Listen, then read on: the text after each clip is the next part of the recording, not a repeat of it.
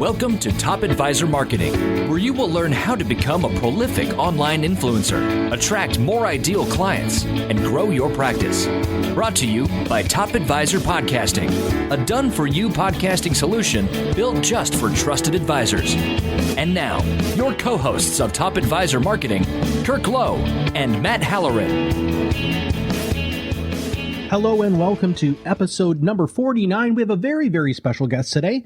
We have Bob Burg joining us, and Bob is a sought-after speaker at company leadership and sales conferences, sharing the platform with everyone from today's business leaders and broadcast personalities to even a former U.S. president. Bob is the author of a number of books on sales, marketing, and influence with a total book sales of well over 1 million copies. His book, The Go-Giver, co-authored with John David Mann, has sold over 500,000 copies and has been translated into 21 languages. It has been released in a new expanded edition with foreword by Huffington Post founder Arianna Huffington. Bob is an advocate, supporter, and defender of the free enterprise system, believing that the amount of money one makes is directly proportional to how many people they serve. He is also an unapologetic animal fanatic and is a past member of the board of directors of Furry Friends Adoption Clinic and Ranch in his town of Jupiter, Florida. Well, Bob, hello and welcome to the podcast. How are you today? I'm great, Matt. Terrific to be with you. Well, it's an honor to have you on the show. Today, we're going to talk about your book, The Go-Giver. And it's very applicable to our audience of financial services professionals all over North America. So my question right out of the gate is, why don't we talk about the overall premise of the book? Sure. Yeah, the premise itself is simply that shifting your focus, and this is really the key point, shifting your focus from getting to giving. And when we say giving in this context, we simply mean constantly and consistently providing value to others. And that doing so is not only a nice, a pleasant way to conduct business, it's actually the most profitable way for a financial advisor to conduct business. Give us a review of the 5 laws you and John share in the book.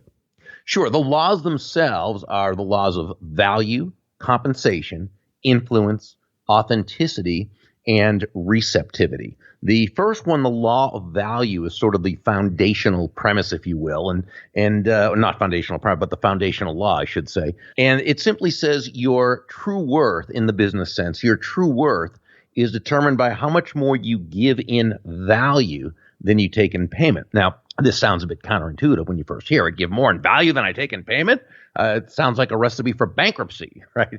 And so we simply have to understand the difference between price and value. Price is a dollar amount, a dollar figure. It's finite. It is what it is. Value, on the other hand, is the relative worth or desirability of a thing to the end user or beholder. In other words, what is it about this thing, this product, service, concept, idea that brings with it so much worth or value that someone will willingly exchange their money for it and be ecstatic that they did? And we can take it on a very, very basic level. We can take this within the context of an advisor-client relationship. Let's say this advisor charges a certain fee to, let's say, their fee base, and they charge a fee to handle this person's portfolio and so forth. Well, they are providing value in terms of they're helping this client create and manage their wealth and earn a lot more money than what they're paying in. So this client is, over the time of the investments, receiving much more than what they're paying. Yet the advisor makes a very healthy profit by doing so, which they should.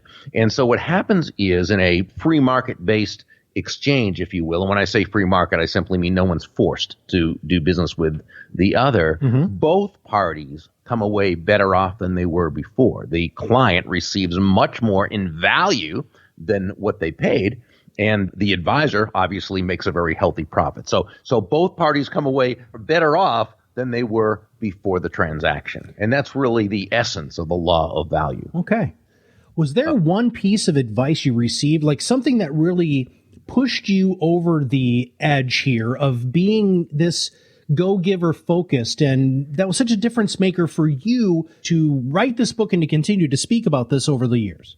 Well, years ago when I first started in sales, and actually I'd been about 2 years into being a sales professional, and I was doing well. I had learned sales, I studied sales, came into sales not knowing anything, and floundered for a few months, but once I began reading and studying and going to seminars, and my sales were great. But I was still not anywhere near what I could potentially be.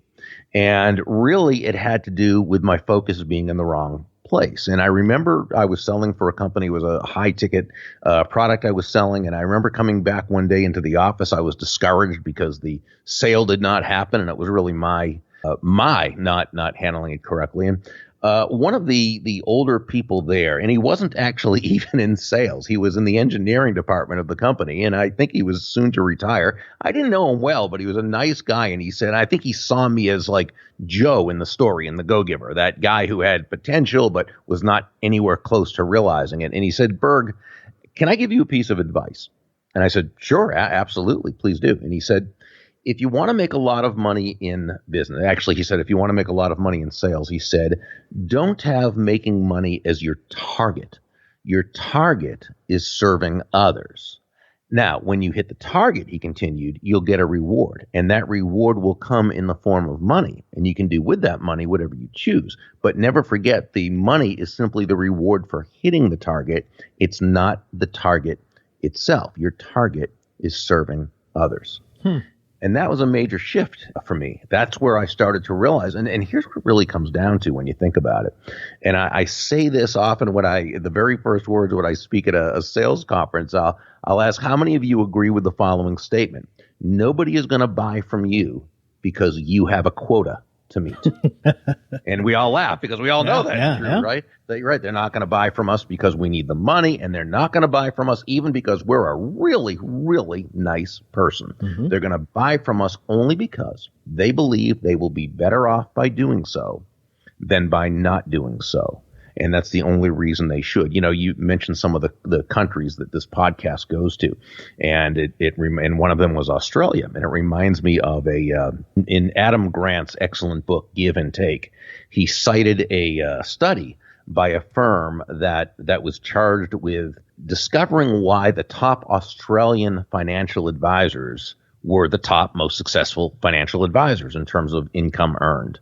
And so they set out to see, what was it? What were the determining factors? Well, of course, financial acumen was important, very important, of course. The ability to work hard, very, very important. But a lot of people did that. Mm-hmm. The determining factor turned out to be that the most financially successful Australian financial advisors simply put the interest of the client ahead of themselves and ahead of their company. And because of that, they themselves and their companies were the most financially profitable. There have been some controversial aspects of the book, and there's a specific line that seems to get people's attention, which is where you and John wrote, does it make money, right, as a major question? It's not a bad question. It's a great question. It's just a bad first question. Now, as an entrepreneur myself, and you are fiercely entrepreneurial, like, how do you balance all of that stuff? You touched on it there a little bit, that we know that people aren't going to buy because we need to make the sale, mm-hmm. but we also do need to be focused on, does it make money? Help me with that. Yeah, and it's a great question. And again, remember what Pindar, the mentor in the story, said. It's a great question. It's a very important question. If it doesn't make money, you've got yourself a hobby, not a business. But it's a bad first question. Why? Because again, people who are investing with you, people who are buying from you, people who they're not doing it for your sake or because your focus is on it making money. They're doing it because they believe it's of value to them or to the marketplace or to whomever. So if your first question is, will it make money? You're not actually attacking the correct question, which does it serve? Does it provide value? Is there a market for it, either an established market or one that you have a reasonable chance of creating?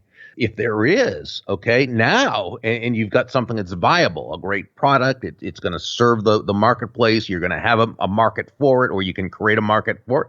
Okay, now you've got to ask, will it make money? Because again, you can be the greatest product in the world that everyone loves, but if it's not profitable, you're out of business. So no, asking if it will make money is very important, but that cannot be the focus. The focus must be on providing value to the marketplace. This is why John David Mann and I say that money is simply an echo of value. Mm-hmm. It's the thunder to value's lightning, which simply means nothing more than the focus must be on the value. The focus must be on the value you give, and the money you receive is simply a very natural and direct result of that value. Well, let's switch gears and talk about another part of the book here, which is mentorship. Personally, mentors changed everything for me. I still have 2 active mentors in my life, and I'm so honored to have them in my life because I can call them. They thankfully give me their time and help me process things in a way that I normally would not be able to process, really from their experience. So how do our listeners find a mentor? And most importantly, what should they look at if they're doing things differently? Like how do you find the bizarro world or the antithesis of a mentor? What sort of warning signs should you see there? Well, when people ask me about finding a mentor, and I agree with you, I think it's wonderful to find a mentor because they're going to help you cut your learning curve time by years. But what I think a lot of people do that's counterproductive is they will find someone who they'd like to mentor them, and they will just say to this person, "Hey, I need a mentor. Will you be my mentor?" And that's sort of like saying to somebody, "Hey, will you share with me your 30 or 40 years experience in business, even though you don't know me from a hole in the wall?" Sure. It's like approaching someone and saying, "Hey, want to get married?" as opposed to asking for a date, as the saying goes. A mentor-protege relationship is just that. It's a relationship, and it builds over time. So I think that by and large, to approach someone that way, who probably has lots of other people asking them to mentor, I think it's not, you never know, it could, but it's not usually something that's going to work out positively. However, you can still ask anyone, practically anyone, for advice. And the way I would do it is to let this person know that you followed their work, you respect their work, what have you. You're right now expanding your business or what have you. And here's where the key question comes in. I understand you're very busy. If it's appropriate, I'd like to ask you 1 or 2 very specific questions. Because what you've done here is you've respected the process and you've respected them, and you haven't come across in a way that you feel entitled to their advice. You framed it as one of respect, and a person is much more likely to say, "Oh, sure, by all means, go ahead," or even, "Sure, a couple of quick questions would be fine," right? And then you can do that. You let this person know how much you appreciate it. Now, you make sure you've researched this person. You never want to ask a question that you could have known the answer to by simply looking it up, right? On the internet, there's no excuse these days. But you let them know how much you appreciate it, that you look forward to putting it into their advice into use, and that you'll get back and let them know how things, have turned out. And I would write a personalized, handwritten letter to them that day. Again, just quickly thanking them, letting them know how much you value their time and expertise. What you might also want to do is again, through researching this, you've discovered what their favorite charity is. Make just a small donation in their name. It will get back to them. You don't do this to kiss up to them or anything, but simply to, again, show respect, letting them know you're communicating that you don't take this for granted and that you want in whatever way you can to create value for them. Or if they collect old books on, Roman history, find something like that and have it sent to them. But make the effort. And then 3 weeks later, a month later, you get back with them, you kind of update them, maybe ask another quick question, what have you. And over time, if a mentor-protege relationship is supposed to happen, it will. I love how you position that, because listening to you say that's exactly how I was able to build, and they're long-term relationships. And one of my favorite parts is, I was just talking to one of mine who's a very successful financial advisor out in Beverly Hills. And I was talking to him, and I had asked him a couple of questions, exactly the way you were just, always asking questions, well thought out questions. And he says, Matt, I look forward to these calls because you always ask me questions that make me think of the way I'm doing things differently. And you talk about that in the book. So can you elaborate on that? Well, I think asking questions is always where it's at. So just like you did, the more well thought out the question is, that's in a sense adding value to their lives because it challenges them and it keeps them. And, there's a lot of people who are mentors who they love doing that. Yeah. but they love it to be appreciated. And they love to know it's making a difference and that the person they're mentoring doesn't do it with a sense of entitlement. Mm-hmm. And I think that's the big thing. At my old, the place that I was a consultant before I went out on my own, I remember my boss at the time had said, if my door's open, that means that I'm available and you can ask me any question. And so I was one of those rare people, of course, Bob, who was going to ask him these questions because I was like, I have this guy's ear for however long I can have it. I'm a perpetual student. I remember walking by one day and he said, okay, Matt, what question do you have? And I said, you know what? It's not a question. I just want to thank you. I want to thank you for the opportunity that you've given me. I want to thank you for the learning that you've given me. And I want to thank you for the leadership that you have continued to move me in the right direction. And his mouth kind of dropped open and he said, you know what? Nobody ever thanks me. Yep. And so, isn't that amazing? Yeah. And it is to me, Bob. It just blew me away that this person who has built this today, an unbelievable juggernaut of a company, and that people don't look at him hiring you and taking that risk and teaching you everything that, he wants you to learn. That's a huge gift, man. And I think showing appreciation, and I think that's one of the philosophical underpinnings of your book here, right, is to make sure that you are being truly thankful for these different opportunities. Am I wrong there? No, you're totally right. And when we talk about adding value to a relationship, to the customer client relationship, it's of course got to be more than just the product or service itself, because basically, we deal in the same products and services, right? It's not that technology has leveled off the playing field. Most products and services in every field now are pretty much the same. So if the potential customer or client does not see a significant difference in the product or service itself, it's always going to come down to who has the lowest price or fee. And then you're a commodity. And as you know, when you sell on low price, you're a commodity. When you sell on high value, you're a resource. And your goal is to become a trusted resource. And then you have people who know you, they like you, they trust you. And then the experts like Bill Cates show you how to turn that into lots and lots and lots of great referrals and introductions. And you have a fantastic practice. Now, in terms of that value part, there's got to be additional value aside from the intrinsic value of the product or service. That's great, but it's not enough because you've got lots of competitors out there. So how do you become that person who separates yourself and takes price or fee out of the equation? Well, we do this through becoming that additional value. And while there are probably hundreds of ways to communicate that kind of additional value, they tend to come down to 5 what we call elements of value. And they are excellence, consistency, attention, empathy, and appreciation. Nice. And to the degree that we can communicate one or more, hopefully all 5 of those elements at every touch point, well, that's the degree that we do separate ourselves. But appreciation, gratitude, as you were saying, is such a huge part of it. And it's with everyone we deal with. It's not just with our clients. It's with the people we work with. Absolutely. It's the people at the front office. It's the people.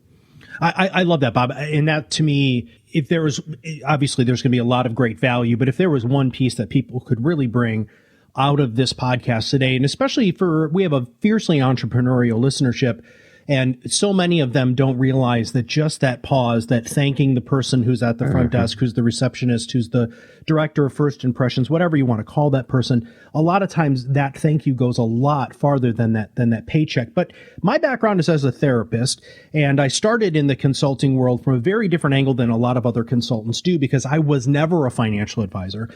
And you talk about the go-giver philosophy being totally congruent with human nature. Now, we know, Bob, that human nature is not always super positive. So how do you reconcile that in this book?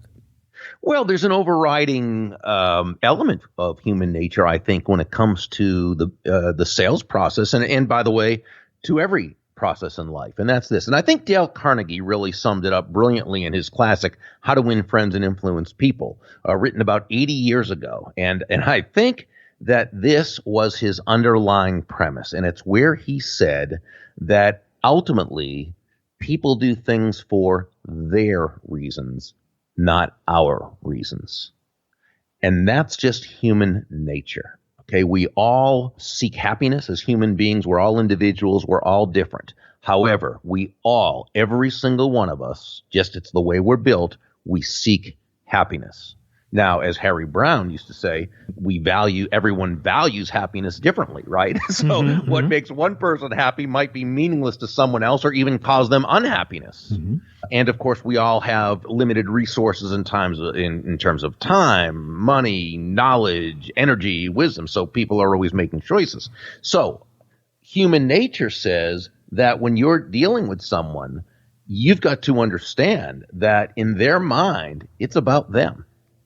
And that every decision they make, either consciously or unconsciously, is designed to bring them closer to happiness, that mental feeling of well-being. As long as we understand that, now we can, and what we like to say as part of law number 3, the law of influence, is when you move from an I focus or a me focus to what we call an other focus. So again, just like the Australian financial advisors, right, who we talked about earlier, to the degree you move off that focus on yourself and on to focusing on what will make your potential client happy, now that's the degree that you're tapping into human nature. You're respecting human nature and acting accordingly. And when we say, an other focus, that doesn't mean you're anyone's doormat. It doesn't mean you're a martyr. It doesn't mean you're self-sacrificial. Not at all. It just simply means you understand that all things being equal, people will do business with and refer business to those advisors they know, like, and trust, and there's simply no faster, more powerful, or more effective way to elicit those feelings toward you in others than by moving your focus onto them, making your win all about their win. One of the most influential sales books I ever read was Dr. Robert Cialdini's The 6 Principles of Ethical Influence. And you just used the word a number of times here. Let's talk about influence because you address that specifically in The Go-Giver. So talk to us about influence a little bit, please. Well, on a very, very basic level, we can define influence as simply the ability to move a person or persons to a desired action. Usually within the context of a specific goal. Dr. Cialdini's work, of course, in that is legendary. Now, while that's the definition of influence, right, moving someone to action, I don't think it's the essence of influence. I believe the essence of influence is pull as opposed to push. Or as we like to ask, how far can you push a rope? And of course, the answer is not very fast or very effectively. Right. You never hear people say, well, that Dave, he is so influential. Susan, she's so influential. She has a lot of push with people. No, she has a lot of pull. That's what influence is. It's an attraction. It's pull. Great influencers, Matt, attract people first to themselves and then and only then to their ideas. And they do this not through pushing themselves on others, pushing their products on others, or being push-y. No, they do this through pull. They in this way, they earn commitment. And once you've done that, now, you're 9 steps ahead of the game in a 10-step game, and you're able to create a very beneficial situation. Great influence is never about the influencer. It's always about that person we want to influence, that person whose life we choose to add value to.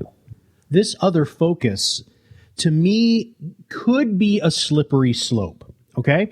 You're talking about being a go-giver and being other-focused. We work with a lot of people in financial services who are pleasers, right? They are constantly giving. How do you reconcile being a go-giver but still being able to say no? Oh, actually, I'm so glad you brought that up. There's nothing about being a go-giver that says that you should be a pushover or that you should be naive or, again, that you should be a doormat or a martyr or anything else. No, not at all. A go-giver tends to be very, very successful, and because of this, they have to say no. They need to be able to say no much more often than they say yes to people. The difference, though, is when a go-giver says no, they do it in such a way, they do it with tact and kindness and empathy, and they do it in such a way that they make the other person feel genuinely good about themselves and valued.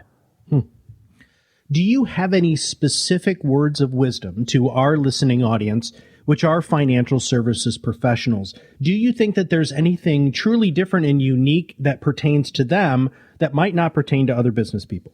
Well, I mean, you're obviously dealing with a huge part of someone's life. This is, when you the value you bring them is not just a matter of their nest egg. It's a matter of what that ends up. The nest egg, that's what we would call the MacGuffin, right? It's what seems to be what it's about, but it's really not. Mm-hmm. It's about the feeling of security, the feeling of peace of mind, the feeling that they're able to build something that they can leave to their children, or that they're able to, spend their retirement doing what they want to do as opposed to what they have to do. There's so much involved, and it's very, very emotional. It's being able to educate someone as to why the best type of portfolio they can have is a very boring portfolio, right? Yeah. But people don't always know that because they read the news about, right? So there's a lot of, when you're in sales, okay, and really that is what it is. But you look at selling as really discovering what that other person wants, needs, and desires and helping them to get it. And that's only through being other focused. It's only through listening. It's only through really caring. And when you say, well, when you sell, what are you really giving people? Because the word, the old English root of the word sell was selan, which meant to give. So when you're selling, you're literally giving. But what are you giving? Well, when you're in the sales process, when you're in front of a man or a woman or a couple or what, and you're really going through this with them, what they're going to do, you're giving them time, attention, counsel, education, empathy, and most of all, value. Mm-hmm. So yes, I mean, I think someone who's a financial services professional has one of the most important jobs there are. Yeah. I used to jokingly say that I put them on par with your accountant, your priest, and your attorney, but I don't joke about that anymore because I truly believe that they are on par with those other professionals. Bob, thank you so much for your time today. And you, if our listeners have a chance, they can go to www.thegogiver.com and immediately download Chapter 1 from this international bestseller, The Go Giver, and access lots of value-added resources such as that special report. You mind telling us a little bit about the special report? Because you talked about the 5 principles, but give everybody a quick preview of what they can download. Yeah, well, you know what it is? We took the 5 principles and we put that in terms of the prospecting process and basically said that if you ever ask yourself the question, who do I talk to next now that my list of names is running out? Well, it's a lousy feeling. Mm-hmm. And so what we do is sort of show how utilizing the 5 laws from the Go-Giver, you can tap into that and be able to meet people in a way, whether you're an extrovert or an introvert, do so in a way that you have confidence doing it, that you have fun doing it, and that the other person enjoys the process. Because if you're prospecting correctly, you should be enjoying it and the other person should be enjoying it. Let's face it, if we don't enjoy it, we're probably not going to do it. Yeah, so that's true. So yeah, download that report if you'd like it. I hope you enjoy it. Well, thank you for that gift there, Bob, and thank you for the gift of your thought leadership. And I'd love to have you back on the show at some point. So I hope you have a wonderful day, and thanks for being on the show. Thank you so much. And if you haven't subscribed to our podcast yet, please make sure that you click the subscribe now button below. That way, when we come out with a great podcast just like this, it'll show up on your listening device. Thank you all very much for listening to the Top Advisor Marketing Podcast. My name is Matt Halloran, and we'll see you on the other side of the mic very soon.